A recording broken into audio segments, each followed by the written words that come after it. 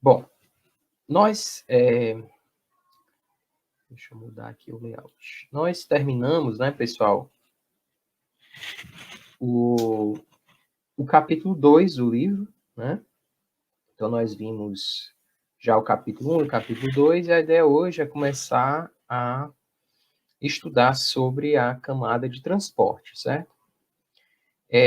A prática, né, pessoal, do socket que vocês fizeram, ela, embora seja do capítulo 2, ela, na verdade, antecipa bastante coisa desse capítulo 3, certo? Porque ela gera o entendimento de o que é o funcionamento da camada de transporte, tá? Então, segue o jogo.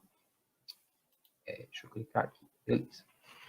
Então, pessoal, se vocês lembram bem, né, dessa imagem que percorre o livro como um todo, né, a gente tem os nós comunicantes, né, e em cada um dos nós por onde passam as mensagens, né, desses nós comunicantes, existe também a pilha TCP/IP, certo?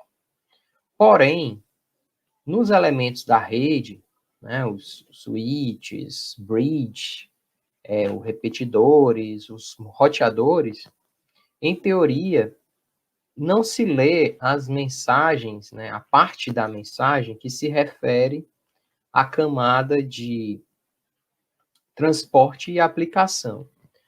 Essa informação, ela só faz sentido entre os hosts comunicantes, certo? Se vocês se lembram bem pela programação que vocês fizeram, né? Qual é a coisa que você já começa a iniciar lá no socket uma relação com a camada de transporte? É quando você indica a porta, né? Então, vocês lembram lá que vocês foram criar o cliente socket, vocês tiveram que definir o IP, né, o endereço da máquina, e a porta. Essa porta é exatamente uma maneira da camada de transporte saber para quem ela tem que entregar aquela informação, certo? Bom, então, de forma bem resumida, né, essa porta ela vai permitir a camada de transporte a fazer um papel que a gente chama de multiplexação e demultiplexação, certo? Quer saber para quem ela tem que entregar essa informação, para quem no sentido de para qual software ela tem que entregar essa comunicação, certo? Essa abstração dessa coisa que está lá implementada na placa de rede da máquina da gente, que faz essa entrega, então ela é vamos dizer assim, um módulo, uma entidade, um componente dessa arquitetura TCP/IP que faz a comunicação entre as aplicações e a rede, por assim dizer, certo?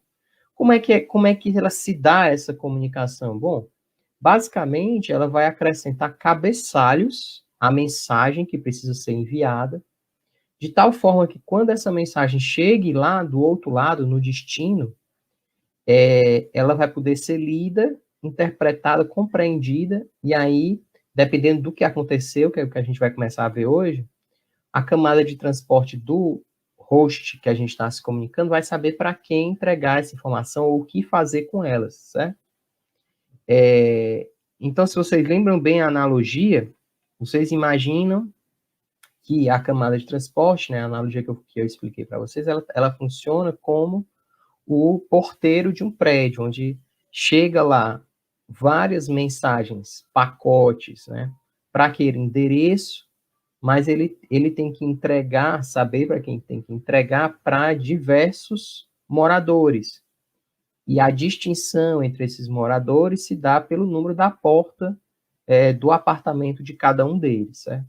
E, pessoal, a rede, ela pode ter enviado esses pacotes de um host para outro, né, do remetente para o destinatário, usando diversos tipos de transporte, certo? Desculpa, diversos tipos de formas, né, de envio pela rede, tá? Então, por exemplo, pode ter sido pelos correios, o próprio correio pode ter usado meios diferentes, o ar, navio, avião, do jeito que está demorando agora, acho que está usando navio. Avião, caminhões pequenos, caminhões grandes, ou então pode ter sido um outro tipo de rede que foi utilizada, né? E o transporte também, ele pode variar, né? A camada de transporte, ela também pode variar. Por exemplo, vamos dar um exemplo. Existem formas de envio de informação pelo correio que elas exigem um recibo, né, de atestado de recebimento, né, uma confirmação de recebimento, que ela retorna de novo para quem enviou, certo? Isso aí é uma informação que acontece só lá na ponta, né? É uma maneira, né, de você ter uma garantia que aquela informação foi entregue, né? Nas redes de computadores é a mesma coisa. A gente vai ver hoje que existem protocolos de transporte que exigem essa confirmação e tem outros que não, tá?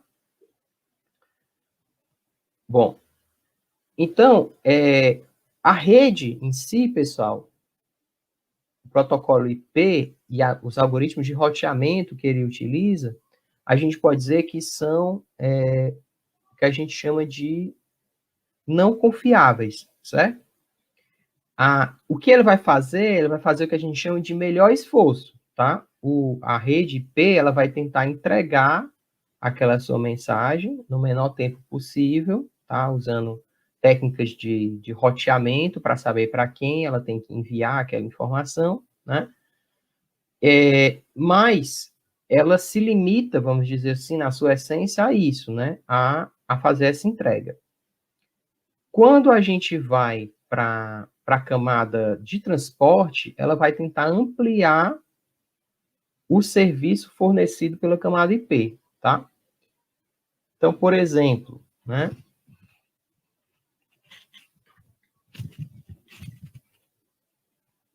Então, por exemplo, pessoal, coisas que a camada de transporte pode fazer. Ela pode verificar se as mensagens que chegaram estão íntegras. Se não houve, por exemplo, uma violação, voltando para o nosso exemplo de entrega pelo correio ou por uma transportadora, checar se o lacre não foi rompido daquilo que foi entregue, né? Então, tanto o DP como o TCP, eles fazem essa verificação de integridade, tá? Mas dependendo do que acontece, do protocolo, ele vai tomar ações diferentes. Então, por exemplo, no caso do DP, se tem uma violação de integridade, ele não entrega o pacote para a camada de aplicação. Então, por exemplo, digamos que nós estamos aqui num jogo, né? Tá jogando e aí um dos pacotes ele chegou com bits alterados. Então, há um reconhecimento do que aquele pacote é errado, então ele não manda isso para a camada de aplicação. O jogo não recebe esse pacote, certo? Já no caso do TCP, ele faz igual, mas ele faz uma coisa a mais. Ele tem uma estrutura lá dentro que vai permitir que o cliente saiba que aquele pacote não chegou corretamente lá do outro lado. Isso aí vai permitir que o cliente faça um reenvio dessa mensagem, certo? E outra coisa, como eu expliquei para vocês já, esses protocolos vão ser responsáveis por entregar para a aplicação corretamente o que é aquele pacote que é dela, né? Não vai entregar pacotes errados, né? Então, por exemplo, vocês programam aplicações web. Como é que vocês sabem que os pacotes estão chegando vão ser entregues, por exemplo, para a aba correta do JavaScript, né? Já que, por exemplo, o Chrome tem várias abas. Todas, inclusive, podem ter abas acessando o mesmo site. Como é que os pacotes chegam direito? Eles não se perdem, né? Já que é a mesma aplicação. Por quê? Porque os clientes, eles rodam, né, em portas diferentes. E aí, a camada socket consegue fazer essa entrega correta, tá? Beleza, vamos em frente. Espera aí que eu me perdi aqui. Então, pessoal, esse desenhozinho ele é interessante porque ele mostra exatamente um pouco do que eu estou falando, né? Então, perceba, você tem uma aplicação aqui do meio, vamos dizer que ela seja um servidor, certo? Essa aplicação, ela, digamos, ela que seria um cliente. Ela tem duas aplicações rodando, certo? Tem o processo 1 e o processo 2. E aí, cada um deles está acessando, está se comunicando com processos, né? Em outras máquinas, né? Então, ó, tipo, o P2 está se comunicando com o P4 e o P1 está se comunicando com o P3, né? Então, imagine, assim, olhando para essa máquina aqui, se a gente for ver, é um único fio, é um único canal de Wi-Fi que está chegando. Então, está chegando unicamente no canal vários pacotes embaralhados. Está vindo comunicação, está vindo pacote tanto dessa comunicação P1, P3, como está chegando pacotes dessa comunicação P2, P4. Então, um papel da camada de transporte é exatamente fazer essa separação, que ele vai usar a porta para isso. Aí, um pouco que eu expliquei para vocês, quando a gente estava programando, é que quando se tratava do UDP, a camada de socket em si, ela faz pouco com relação à separação dos clientes, né? Então, digamos aqui que eu tivesse outra aplicação aqui, P5, mandando para P2 também, P5 e P4 iam entregar igualmente esses pacotes para P2, isso usando o DP, né? Então, o servidor, aqui no caso, teria que programar essa separação, certo? Já no caso do TCP, isso não aconteceria, porque é criado um canal específico para cada comunicação entre os clientes, certo? Então, pessoal, pensem assim, isso aí acho que até já foi até questão de prova. Se você tem uma máquina que está rodando um jogo, Counter-Strike, por exemplo, certo? O CS. E aí, ele escuta uma determinada porta. Nessa porta, está chegando pacotes, tá? De todos os clientes que estão participando daquela rodada, certo? Daquele servidor, vamos dizer assim. E aí tem um código lá que o programador do Counter-Strike escreveu que faz a separação desses pacotes, para saber de qual jogador é cada um daqueles pacotes, certo? Já, por exemplo, o Facebook, como ele usa HTTP para comunicação, naturalmente já é aberto um socket para cada cliente, mesmo que todos estejam tentando se comunicar na porta 80. E aí, essa demultiplexação ela é feita já diretamente pela camada de transporte, né? O programador pouco teve que fazer nessa separação. Na verdade, ele vai lá criar um pool de threads ou coisas desse tipo e vai criar uma thread para cada canal desse novo criado, certo? Então, mais ou menos para entender, qualquer dúvida, vocês postam aí no Facebook. Tá?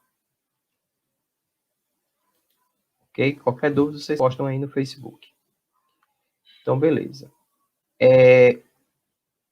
Então, é mais ou menos isso que eu estava explicando, né? Então, a tarefa é exatamente entregar esses pacotes, sabendo para qual aplicação ele tem que fazer, para qual aplicação que está se comunicando. Por exemplo, uma das perguntas que tem na atividade de socket é por que eu não posso rodar um mesmo servidor, numa mesma porta? Por que dá erro, né? Isso acontece exatamente porque se eu tiver mais de uma aplicação escutando na mesma porta, eu não vou saber para quem entregar, certo? Então, é por isso que o sistema operacional ele vai bloquear essa segunda aplicação querendo ouvir a mesma porta, porque ele não teria como saber para qual das duas está se interessando aquela aplicação, tá? O João Batista fez aqui uma pergunta. Isso, então, que eu estava explicando do Facebook. O Facebook, ele usa HTTP para comunicação. Então, imagine que tem vários clientes que escreveram www.facebook.com no navegador. Todas essas requisições, eles estão chegando numa mesma máquina, certo? E depois, como é que ele faz a separação entre o que é de cada um dos clientes? Isso é feito porque o próprio TCP vai criar um canal de comunicação específico para cada um desses clientes, Do mesmo jeito como a gente programou lá no Java, quando a gente tinha aquele welcome socket, e a gente bloqueava lá no accept, logo depois, quando chegava um novo cliente, ele me dava um socket específico para eu me comunicar com aquele cliente, que é o canal de comunicação. Já no caso do UDP, nisso não existe. Então, por exemplo, o servidor do Counter-Strike, ele está recebendo pacotes de todos os clientes no mesmo canal. E aí, lá dentro é que tem um código que faz essa separação. Por exemplo, ele pode ir lá checar qual é o IP, a porta de origem, ou então toda mensagem que chega tem o ID do jogador. Aí vai depender de como o programador optou por fazer essa mudança, tá? Deu mais ou menos, né, para entender, né, João Batista? Então, beleza. Então, vamos lá. Então, pessoal, como é que se dá isso, né? A gente mais para frente, na disciplina, a gente vai usar um programinha chamado Wireshark, né? Esse programa, ele permite a gente ver o tráfego na nossa máquina, tá? Ou o tráfego na rede, né? Tanto de entrada como de saída. E a gente vai ver bem claramente isso que a gente está vendo aqui na imagem. Mas, assim, vamos lá. Vocês imaginam que você escreveu lá uma requisição, certo? Para o site do Facebook, tá? A gente estudou, né, já o HTTP, a requisição vai ser o quê? Get, barra, aí host, www.facebook.com, aí, sei lá, talvez vá ter um cookie, vá ter o user agent, né, quem é que está fazendo a requisição. Todas essas informações, quando vai para a camada de transporte, elas vão entrar aqui, ó, elas vão virar dados, certo? E aí a camada de transporte vai acrescentar informações, como, por exemplo, a porta de quem está enviando e a porta de quem é o destino. Então, por exemplo, se fosse o Facebook, como normalmente é um site, está na porta 80, então a comunicação vai vir aqui como destino a porta 80. E a origem vai ser a porta onde aquele socket foi criado na máquina, certo? Os protocolos de transporte todos têm essa estrutura. Depois vai variar que informações eu vou mandar aqui. Alguns vão ser mais simples, outros vão ser mais complexos, porque dependem do tipo de propósito que cada protocolo de transporte tem, certo? Beleza. Bom, então vamos conversar hoje pelo mais simples, que seria o UDP, né? O UDP quer dizer User Datagram Protocol, certo?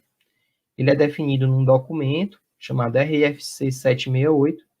Isso é importante que vocês entendam, inclusive está até no próximo slide, ó. Existe um documento na internet, no site do do IETF, certo? Tá aí até o link, que tem a descrição todinha de como funciona o UDP. Isso é que permite que pessoas no mundo todo, de diversos fabricantes e de drivers ou então de sistemas operacionais, possam escrever clientes e servidores UDP, porque a descrição do protocolo ela é aberta, certo? Todo mundo tem acesso a essa descrição, tá? Isso é um documento chamado RFC, e isso aí vale para vários outros documentos, tá? A parte de multiplexação e demultiplexação no UDP é extremamente simples. Ele não faz praticamente nada em relação ao IP. A única coisa que ele vai fazer é uma verificação de erros. E qual é a ação que ele faz? Ó, ele recebe um pacote. Se o pacote tiver com erro, ele descarta, ele não repassa para a camada de aplicação. Mas ele não avisa para o cliente que aquele pacote chegou corrompido. O cliente vai ter que ter lá uma outra estratégia, já pensando nesses pacotes não entregues, certo? Uma coisa que é importante vocês entendam, né, também que o DP ele é não orientado à conexão, ou seja, não tem separação de canal, e é como se praticamente você estivesse conversando com a camada de rede. A vantagem, como a gente já viu várias vezes nessa cadeira, mas a gente repete para entrar dentro da cabeça de vocês, é que você controla a taxa de envio, certo? Isso aí vai ficar mais claro quando a gente estiver estudando os protocolos de congestionamento, de controle de congestionamento do TCP, que vocês vão ver que a gente não controla, nós programadores, não controlamos a taxa de envio do TCP. Ela vai variar de acordo com esse algoritmo. Já no UDP, não. Você manda na taxa que você quiser. O problema é que, se você mandar muito acima da taxa que a rede consegue enviar, ou então o seu próprio destinatário não tem uma taxa de leitura tão rápida quanto a que você está enviando, muitos pacotes vão ser perdidos, tá? Então, esse aqui eu já mostrei para vocês. Então, pessoal, eu não lembro se a gente viu isso lá no capítulo 2, mas aqui é uma forma de relembrar, tem isso no livro, de quais aplicações usam o DP, certo? Então, você vai ter coisas como protocolos de roteamento, o próprio DNS, né, que vocês estudaram, ele usa o DP, porque em geral são mensagens curtas, e que pode perder, que não é tão grave, porque eu posso refazer a mesma requisição, tá? E também a questão da comunicação, quando se exige esse atraso pequeno, né? Que é o caso, por exemplo, de jogos, ou então de comunicação por streaming, como videoconferência, e por aí vai, tá? Bom, então, como é que é o pacote UDP? Se a gente olhar lá, se a gente pegar uma lupa e olhar o que está saindo e chegando na nossa máquina, a gente vai ver uma estrutura parecida com essa. Onde o que é que vai ter? Aqui vão ter os dados da mensagem, por exemplo, a consulta DNS, a porta de origem, a porta de destino, e aqui vão vir duas informações. Uma é o tamanho, para quem for ler saber qual é o tamanho dessa mensagem aqui, e uma soma de verificação, certo? O que é essa soma? Né? Essa soma, pessoal... Peraí, galera. Essa soma, ela funciona mais ou menos como o dígito verificador do CPF, certo? Vai haver um cálculo em cima da mensagem que vai gerar um conjunto de números, no caso, 2 bytes, certo? E aí, com esses 2 bytes, quando a mensagem chegar lá do outro lado, ele refaz o cálculo e compara. Se der diferente, é porque houve alguma inversão de bits, ou na mensagem, ou na soma de verificação, né?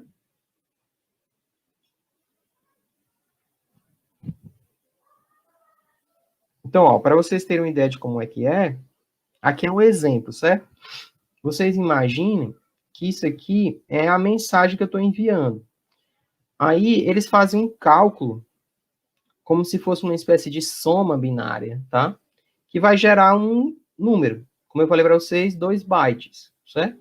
Isso aqui, depois, ele inverte, né? E aí, no final, ele vai gerar um código de 2 bytes que vai ser enviado junto com o pacote, certo? Lá no livro, ele explica bem direitinho o passo a passo de como é feito esse cálculo. Não vou entrar aqui em detalhes, não, tá? Se vocês tiverem curiosidade, vocês vão lá. O que é importante que vocês entendam é que, para cada mensagem, ele tem uma forma muito rápida de calcular 2 bytes que identificam, de uma certa forma, aquela mensagem. Identificam no sentido de, caso haja alguma mudança no valor interno dessa mensagem, basta 1 bit. Inverteu 1 bit dessa mensagem, a soma de verificação vai dar diferente. Então, por exemplo, eu vou poder saber se aquele pacote que está chegando está com problema ou não, certo?